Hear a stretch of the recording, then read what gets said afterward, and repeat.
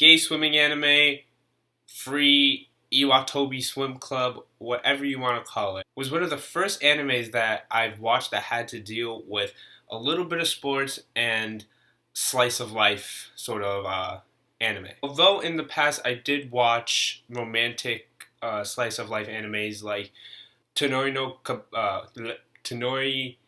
Kaibatsu-kun. I don't know if I'm saying that right. It's also called in English My Little Monster. And Kimi ni Todoke. So Kuroko no Basket was one of the first animes that I delved into that have to do with sports in its core, as a sports focus and as a medium in overall. So I was skeptical at first. I was concerned as to how they were going to implement the basketball in the anime, yet keep it fresh and entertaining for its viewers. But I was on Crunchyroll and I saw that on the popular page that it was on the top, ranked I think number 4 on the list. It was all over my dashboard on Tumblr, and it was originally a manga, so I decided to give it a go. And I couldn't have been more surprised or blown away by this show. Okay, so let's go to the plot now. Disclaimer, alright, you guys already know the drill. Those past 2 videos that I posted already had the full in detail of what these videos contain. Spoilers, spoilers, spoilers. You have been warned. So since I haven't seen the first season of Kuroko no Basket, and when season 2 was out and they were just going to finish season 2, I decided that I was going to watch season 1 and season 2 in like a week and a half, barely making the series finale to where I can just watch it live on Crunchyroll with all the other people. So in this video, I'll be doing season 1 and season 2 of the whole show as a whole. Now, the story has 2 main characters, but they sort of like share the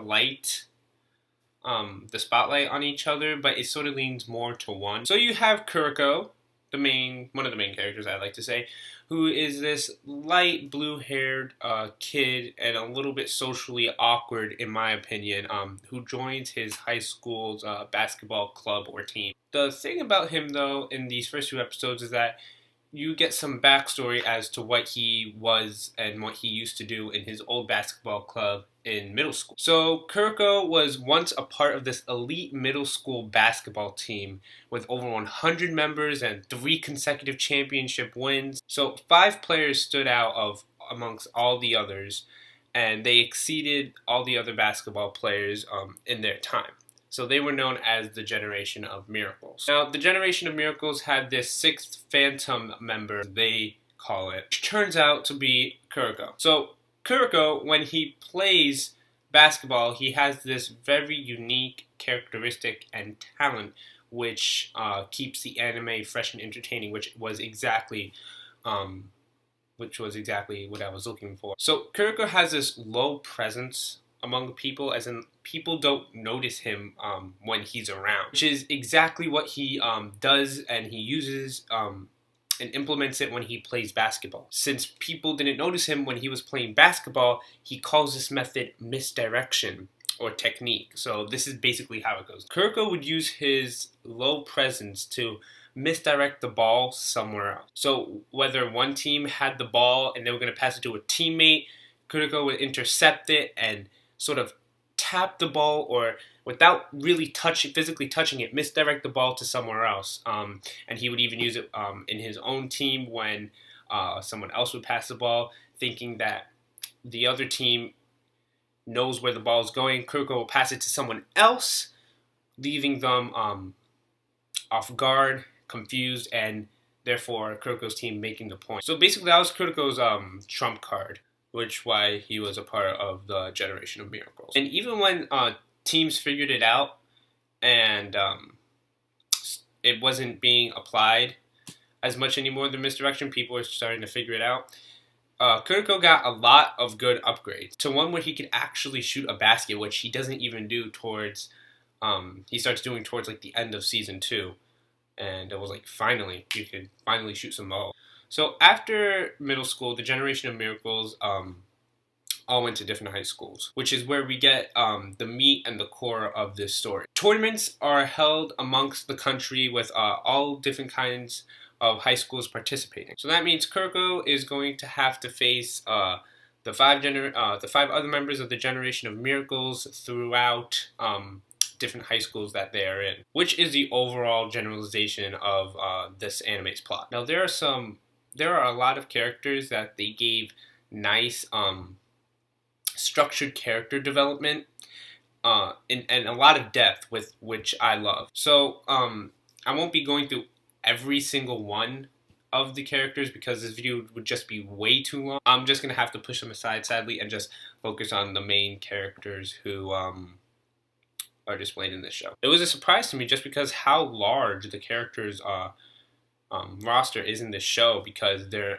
in basketball teams. It just really surprised to me how focused and caring they were towards these characters that were even secondary and still got a lot of depth. The other character that I believe shared the spotlight with Kuroko as to who was like the main character was a guy named Kagami. Kagami is a basketball player who came back from the U.S. and is now attending high school in Japan. I found it hilarious that there were some scenes that include Kagami and his friend, his old friend, now rival, Satsuya Himiro, and it's funny because they both met in America, and it's these Japanese voice actors speaking English, and I just found it really weird, and it was a first time experience for me hearing that in an anime. I've just never heard Japanese voice actors speak English before. So continuing on with Kagami, he's not a part of the Generation of Miracles, but he has shown so much growth in his ability to play basketball. It is just insane. So Kagami's forte or trump card is that this guy can jump. And I mean, he can jump from the free throw line and just slam dunk it. Side note, Kagami's backstory that has to do with his friend Tatsuya was another very interesting and appealing side plot to this whole show. Kagami is the only one that has figuratively opened the door to where all like the generation of miracles are, but he has not completely stepped in. He just sort of peekaboo. So what that means is that he's almost as good as the Generation of Miracles, but just not quite as good. To top it all off, he can even enter the zone, which is only someone like Aomine and Marusakibara. God, that's a really long name. Only they can enter as well, and they're from the Generation of Miracle. The zone is this huge power-up. It's just full of concentration and just pure overdrive in the player's ability to run faster, shoot better, or just overall be OP. But it cannot be easily obtained. Someone who really loves basketball can only obtain this zone. It only lasts for a period of time, so after that you get physical strain from your body. So now we have Team Seren, which is the main basketball team of this show that we follow throughout the series. You also have that team, and then all the other teams that the Generation of Miracles currently play for. So Aomine, who specializes in speed and just overall badassery, his style is sort of unorthodox. It's street ball basically.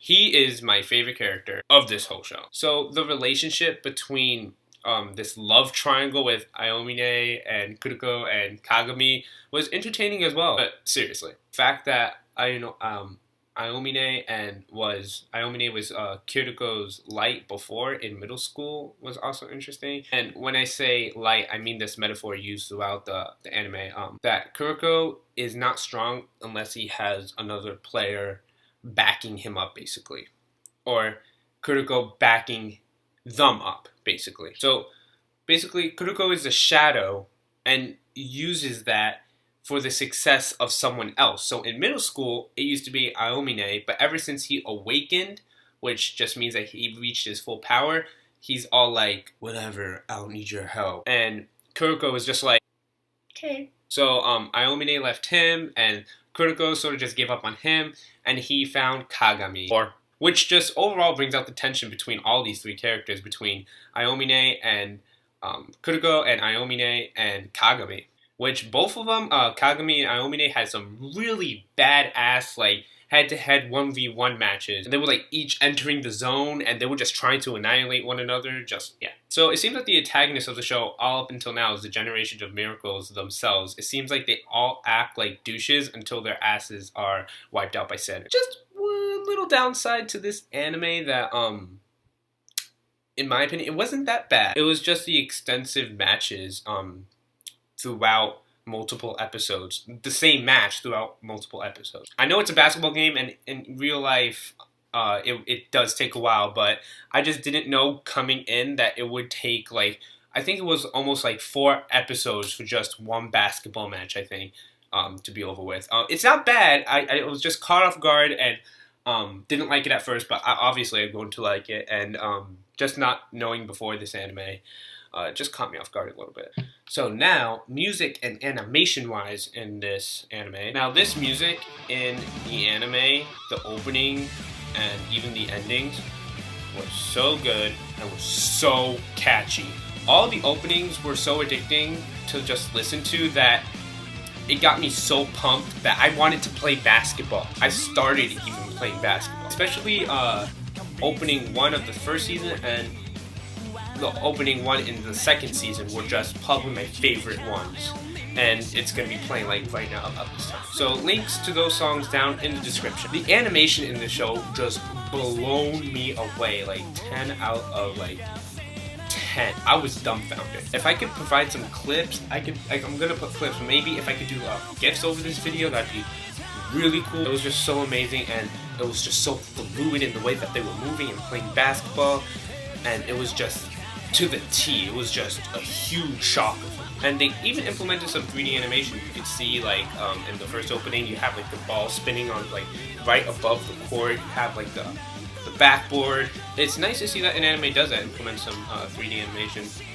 Kill la Kill does that too. I just thought of that now. So they're starting to use more 3D animation, but I'm glad they're keeping it 2D too. So that's it for my review of Kuroko no Basket. I rate this show a 9.5 out of 10, exceeding the 2 other shows of winter anime shows that I reviewed previously on my channel. It was so good. I highly recommend watching. Again, if you haven't seen the show and you've watched this whole video up until this point because you're just being an awesome subscriber, and I love you guys. Link to the Crunchyroll page where Kuroko no Basket Season 1 and 2 are going to be in the description if you guys want to watch the whole series from Season 1 to 2 since everything's out now. Oh, tell me guys what you thought about this anime. Did you like it? What character can you see yourself being as a basketball player? Me, I want to be Aomine, but he's just so badass that I know I'll never be him. But he's just so cool. So thank you guys for watching. Please like and subscribe. Thumbs up if you liked the video. Remember, tell me what other previous animes or current animes that I should watch down on the comment section below.